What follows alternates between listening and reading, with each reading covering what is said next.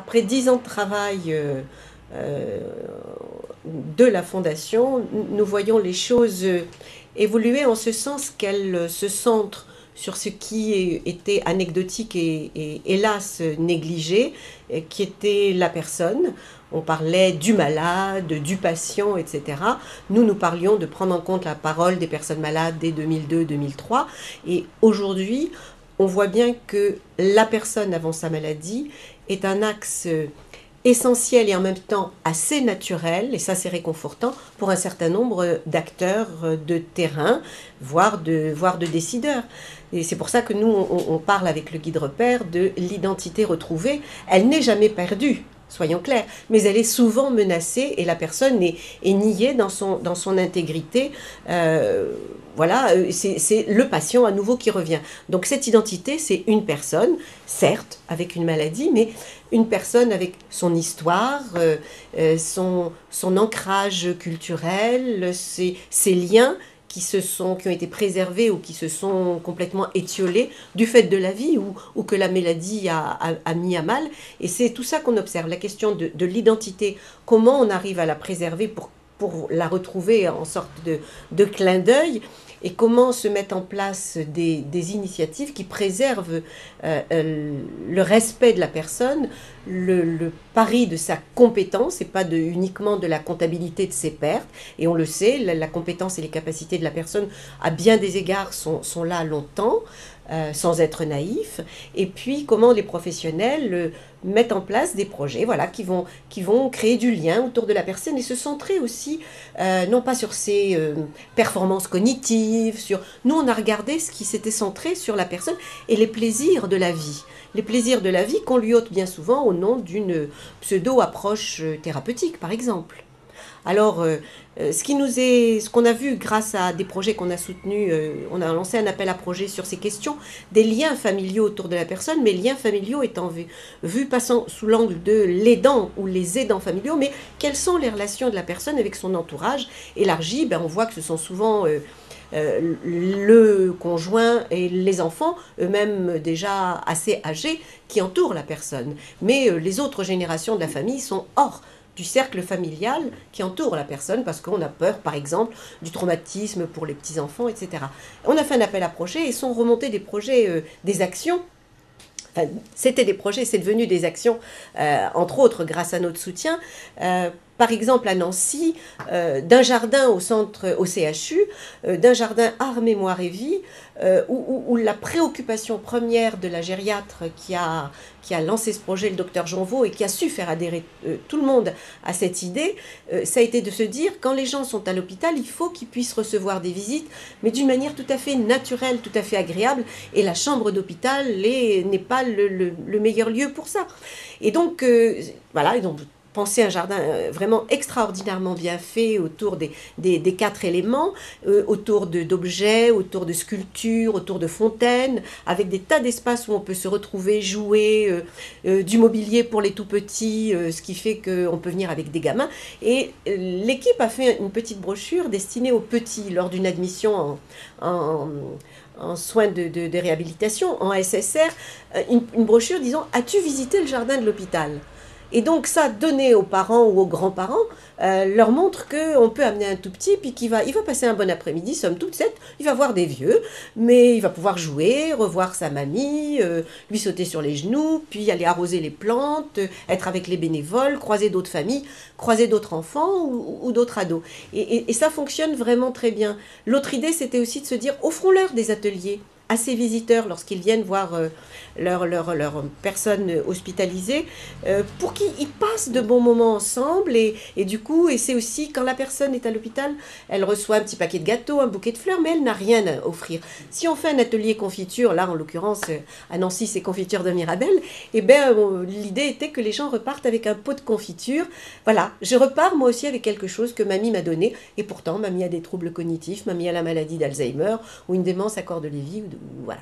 Donc c'est vraiment comment on va chercher des supports tout à fait simples, et c'est vrai qu'on va vers de la simplicité en ce sens que on va vers la vie telle qu'elle est. Et la vie, certains d'entre nous, bon nombre, aiment bien gratouiller des pots de fleurs, son jardin, sa terrasse. Et ben voilà, redonnons ce plaisir-là aux personnes et utilisons le jardin qui bien souvent est très beau dans une institution, mais on ne va pas pour qu'il devienne un lieu de vie de la maison, lorsque la saison s'y prête. Et par exemple, pour montrer la créativité, la manière dont tous les professionnels de l'institution se sont appropriés ce projet de jardin, lorsque nous y sommes allés, nous avons découvert que la psychologue, si elle pensait que quelqu'un se trouvait très bien sur un banc du jardin, eh bien la psychologue fait ses entretiens thérapeutiques sur un banc dans le jardin et pas dans le bureau de la psychologue. Ça peut être hors les murs, mais ça n'est pas hors cadre. Voilà. Aussi, quand on est âgé, qu'on a la maladie d'Alzheimer, qu'on est en institution, on reçoit des visites, on sort de moins en moins parce que aller chez les enfants qui vous convient le dimanche, ça devient très perturbant pour la personne de sortir d'un cadre qui est celui de l'institution où elle a peu ou prou pris ses repères au fil des ans. Donc il n'y a plus par exemple d'occasion de repas de famille. Eh bien à Marle, dans un petit établissement, dans une zone rurale de la Loire, au-dessus de Saint-Étienne, c'est le chef cuisinier et l'animatrice qui ont eu l'idée de se dire mais on pourrait aider ces personnes-là à recevoir leur famille. Donc on va demander si elles auraient envie de faire des repas de famille. Et donc, à chaque fois, pour les 90 ans de la dame, etc., et des gens qui ne sont plus en mesure de dire, d'expliquer clairement, il y a tout un travail de l'équipe de cuisine qui vient dans la chambre, en entretien individuel, essayer de parler avec la personne sur c'était quoi qu'on mangeait chez vous les jours de fête, hein, c'était quoi le plat de fête. Et bon, on énonce et la personne arrive à formuler ce qui était le plat de fête chez elle. Eh bien, l'équipe de cuisine dit, nous, si vous voulez, on fait pour vous et vous invitez les gens de votre entourage. L'équipe d'animation, etc., le secrétariat, tout le monde s'organise pour convier les proches, choisir une date qui convienne. Et voilà, et dans une jolie salle à manger qui a été soutenue, dont l'aménagement a été financé par la Fondation, une jolie salle à manger comme à la maison, mais aussi avec des jouets pour les gamins, un petit coin cuisine.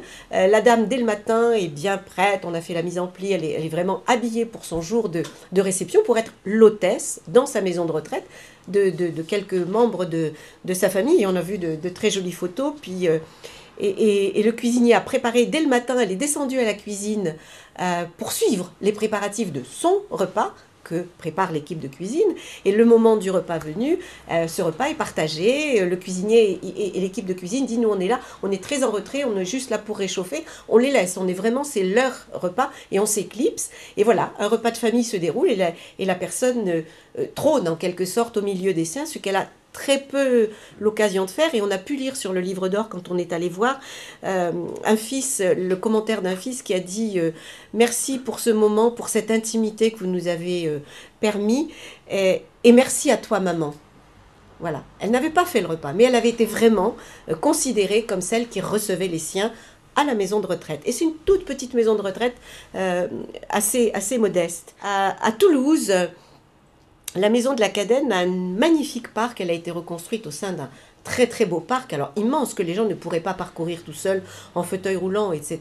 Mais de manière contiguë à l'espace, à l'unité Alzheimer et à l'accueil de jour qui reçoit des personnes atteintes de troubles cognitifs, a été fait un jardin sous forme de mandala, parce que c'était le choix qui a été fait, et donc ce jardin avec des motifs géométriques très, très apaisants, des plateformes, des plates-bandes.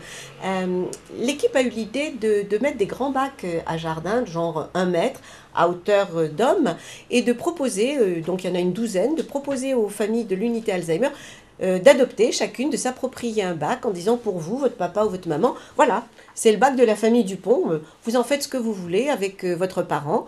Et donc on a pu voir qu'il y a un bac qui est très très très fleuri, qu'il y en a un autre qui est plutôt herbe aromatique, parce que c'est ça qui convenait à la personne. Voilà, on voit des bacs différents avec le nom de la famille sur chacun des bacs, et les familles se retrouvent ensemble avec le parent hébergé, et elles ont là aussi un lieu de rencontre entre familles qui viennent rendre visite à leurs parents. Et on sait combien, quand le parent ne parle plus, quand le parent ne reconnaît pas forcément, c'est difficile ces temps de visite. On se dit à quoi bon y aller, il ne me parle pas, il va oublier, il ne me reconnaît pas.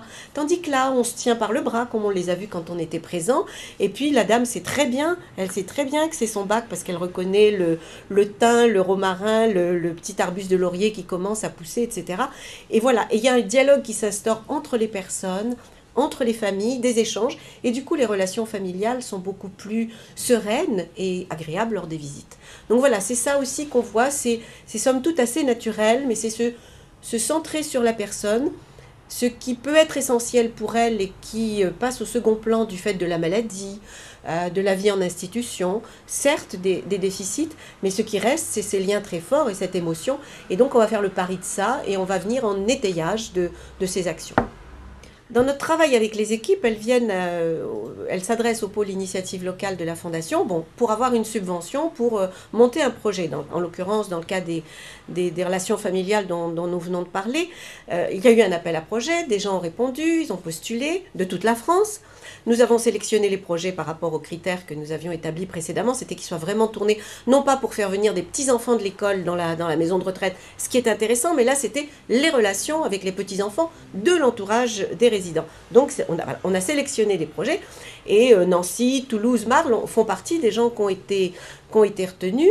Après, nous allons les voir sur place, ce qui fait que nous sentons la richesse, mais aussi les obstacles que le projet a dû, que les professionnels, les directions ont dû surmonter pour faire vivre ce projet. Parfois, c'est beaucoup plus long à démarrer. Marle, la première année, ça n'a pas fonctionné.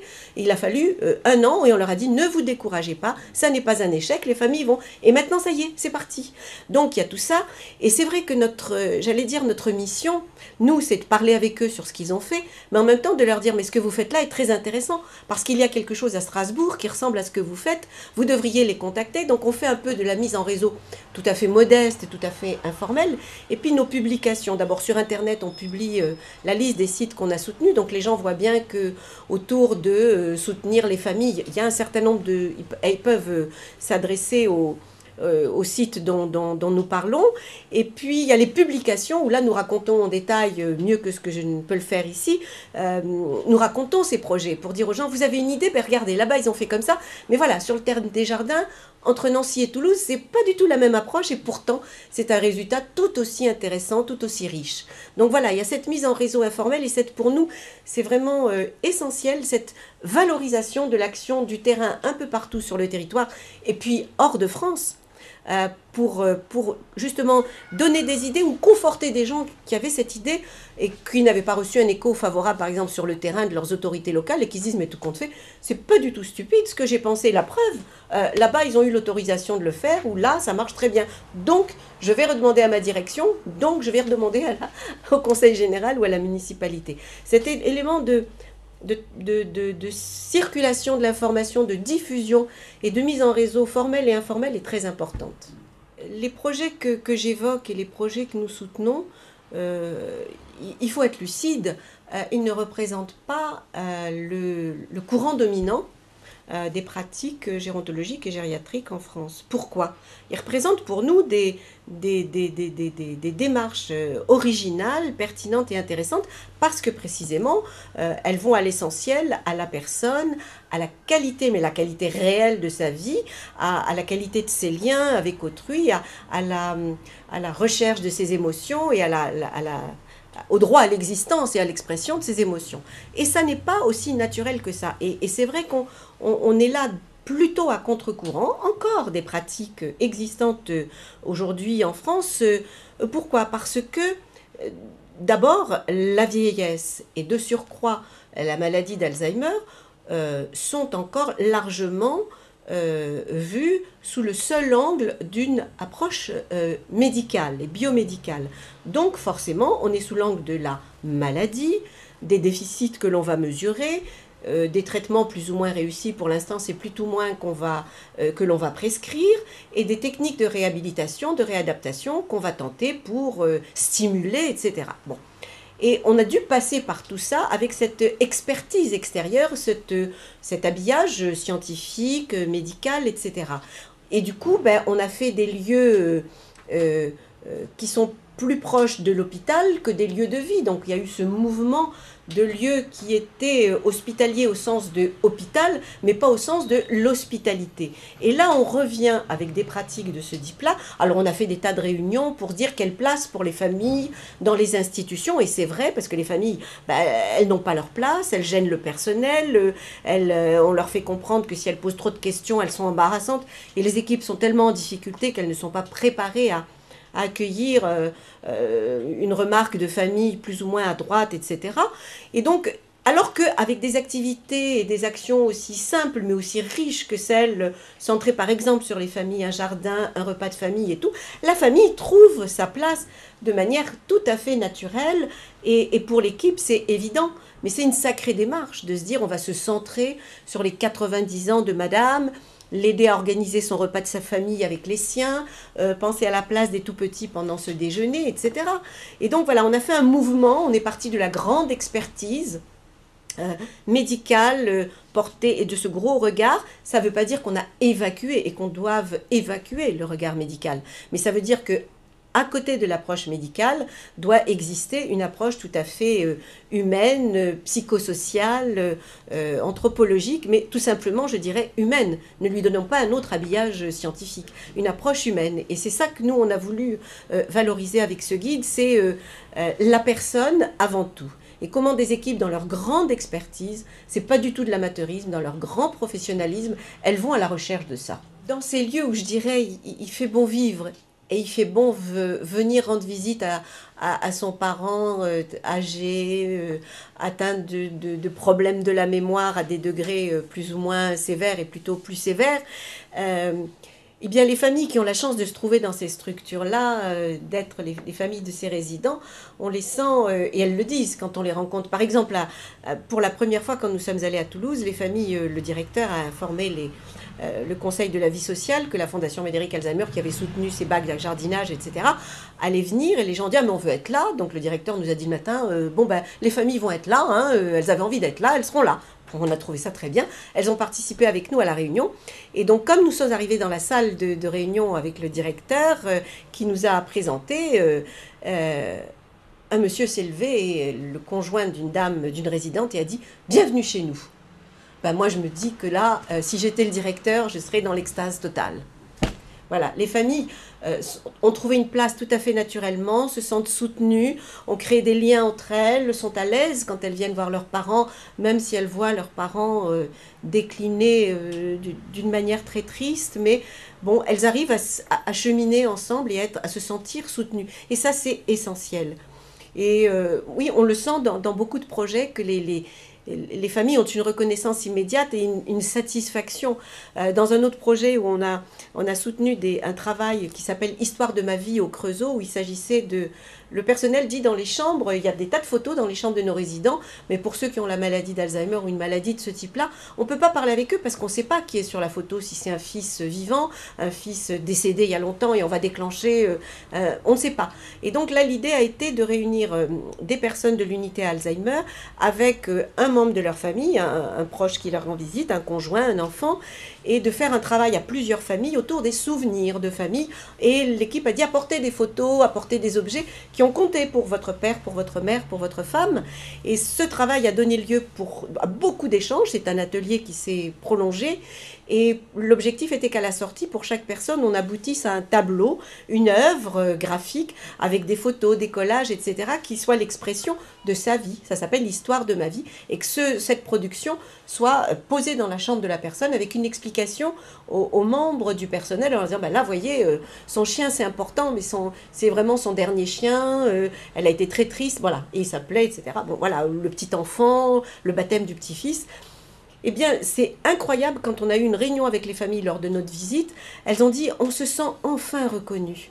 On sent qu'on compte et on sent que notre mère est respectée. Elle n'a plus toute sa tête, mais pour nous, c'est important qu'elle soit respectée. Et avec ça, on a vu qu'elle était respectée et on a appris à connaître le personnel. C'est gagné. Il y a aussi, quand sur le terrain, on mène une action expérimentale, il est important de pouvoir évaluer son bien fondé, évaluer que les objectifs qu'on s'était fixés au départ sont atteints totalement, partiellement ou pas du tout, et pour quelles raisons. Et donc, nous, devant des équipes qui sont parfois peu organisées à ce niveau-là ou qui n'ont pas toute l'expertise en interne, il nous arrive d'inclure dans la subvention un volet de travail de consultant qu'on choisira avec l'équipe, hein, pas n'importe, qu'on sait qualifier pour aider l'équipe à travailler sur un cadre méthodologique d'évaluation pour se dire au départ du projet voilà ce qu'on cherche, en cours de route voilà, et à la fin voilà ce que l'interview des familles, l'observation des résidents ou des personnes bénéficiaires du projet et le ressenti du personnel, voilà ce qu'il en sort. Et donc là l'équipe a au bout du compte participé à l'évaluation, à l'auto-évaluation de son projet avec le soutien méthodologique qu'on aura financé et qu'on aura suivi. Et ça lui donne des billes, ça lui donne un petit rapport qu'elle va pouvoir utiliser pour aller demander justement des moyens l'année suivante pour pérenniser le projet. Quand je dis qu'on va aux choses les plus essentielles après avoir eu un regard très strictement expert au sens peut-être trop médical, l'exemple de l'alimentation a été pour nous très éloquent. On avait le sentiment, on sait que la dénutrition est une préoccupation importante des équipes pour les gens qui vivent chez eux ou qui vivent en institution, que la mobilité qu'entraîne la marche continue de certaines personnes atteintes de troubles cognitifs fait qu'elles brûlent vraiment beaucoup de calories et qu'elles perdent du poids. Et donc, on s'est dit comment on peut attraper ça. On a beaucoup travaillé avec des équipes qui nous ont dit, d'abord, on a pensé au refus alimentaire, et les équipes nous ont bien alertés, des orthophonistes, des gériatres, des infirmières, en nous disant, attention, refus alimentaire, avant de dire qu'on est devant un refus alimentaire de quelqu'un qui ne veut pas manger et qu'on va respecter par souci éthique, assurons-nous que la personne n'a pas mal aux dents, que la personne n'a pas de problème digestif. Donc regardons tous les aspects physiologiques qui pourraient être une entrave à une bonne alimentation, à une bonne nutrition. Donc regardons les choses très très strictement. Et après, aussi, on a vu que le temps des repas est important, notamment à domicile, quand on est tout seul, c'est une difficulté parce que seul devant son assiette, quel que soit son âge, c'est pas vraiment très sympa de grignoter devant son assiette ou son plateau télé. À domicile, seul et très vieux, on oublie de manger ou on mange des choses périmées, etc.